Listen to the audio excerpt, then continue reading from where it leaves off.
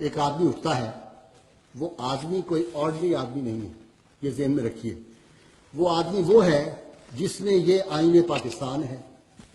اس آئین پاکستان میں لکھا ہوا ہے کہ جب کسی شخص کو گورنر مقرر کیا جائے گا تو وہ پھر ایک حلف اٹھاتا ہے وہاں پہ. رات جاوید غامدی لوگوں کو گمراہ کرنے کے لیے کہہ رہا تھا کہ ممتاز قادری نے 2 جرم کیے ہیں.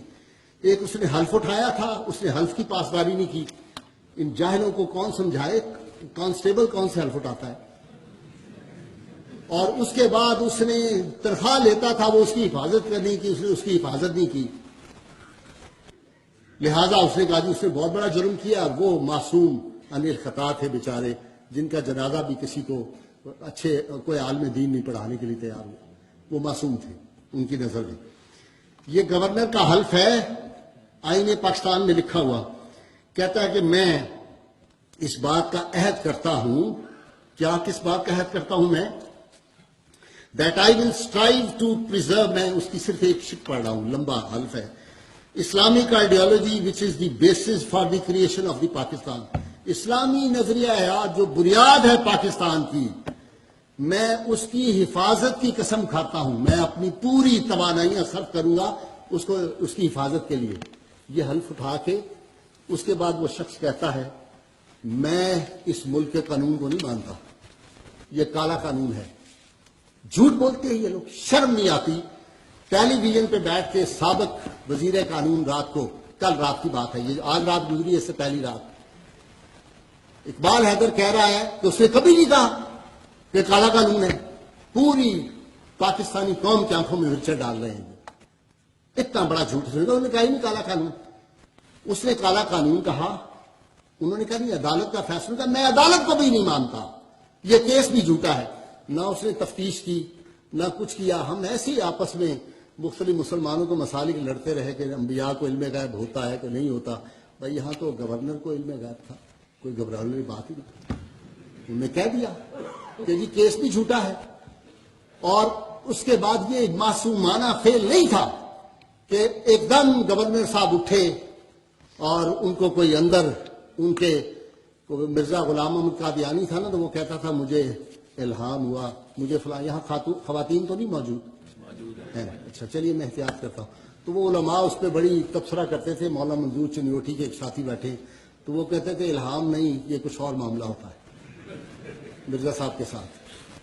تو اب ان کو وہی ہوا، اٹھے.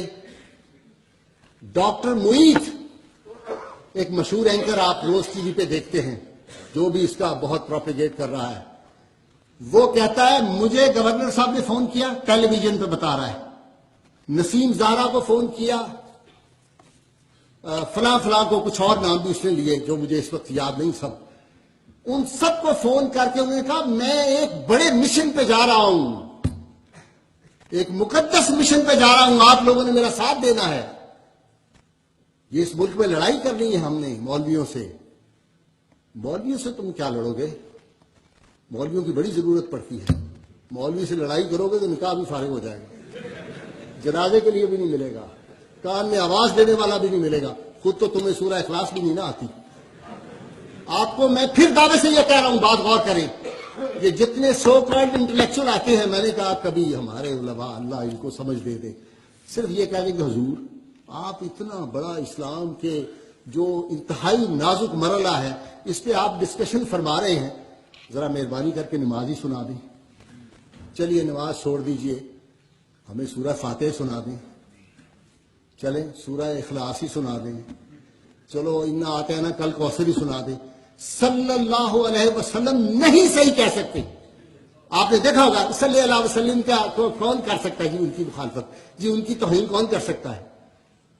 توہین تم نے یہ طے کیا ہوا ہے کہ مسلمانوں کے مرکز ایمان پہ تم نے حملہ کرنا ہے. اور بات میں یہ عرض کر دوں، ایک بات میں پھنساتے ہیں روز کہ یہ بتاؤ اچھا یہ ممتاز قادری جو قانون کو ہاتھ میں لیا تو یہ درست تھا؟ قانون کو کس نے ہاتھ میں لیا ایمانداری سے بتاؤ؟ فیڈرل سلیکٹ کورٹ کا فیصلہ موجود، اسمبلی نے قانون پاس کیا، اسٹیچوٹ بک پہ قانون موجود، ہائی کورٹ کے فل بینچ نے فیصلہ دیا، قانون موجود. ظہیر الدین کیس 1993 میں سپریم کورٹ کا فل بینچ بیٹھا، ڈاکٹر قدیر کو اللہ لمبی زندگی دے، اس نے کہا کہ یہ قرآن و سنت سپریم لا ہے اس ملک کا، ریئل اینڈ افیکٹو لا ہے اس ملک کا۔ تم نے کہا میں نہیں مانتا سارے قانون کو۔ قانون کو کس نے ہاتھ میں لیا ہے؟ کس نے ممتاز قادری کو اس سٹیج پہ پہنچایا ہے اس کام کے لیے؟ ہمارے قانون میں بھائی موجود ہے، اگر میں کسی آدمی کی ماں کو گالی دوں اس کے سامنے، اس کے ہاتھ کو جا کے میں اس کے گریبان میں ہاتھ ڈالوں، قانون کہتا ہے پراووکیٹ کس نے کیا ہے۔ اگر مقتول نے پراووکیٹ کیا ہے کسی کو تو وہ کہتے ہیں اس کو سزائے موت ہی ہو سکتی، جس نے مارا ہے، کیونکہ ہم ہر آدمی کے جذبات اپنے اپنے ہیں بھائی۔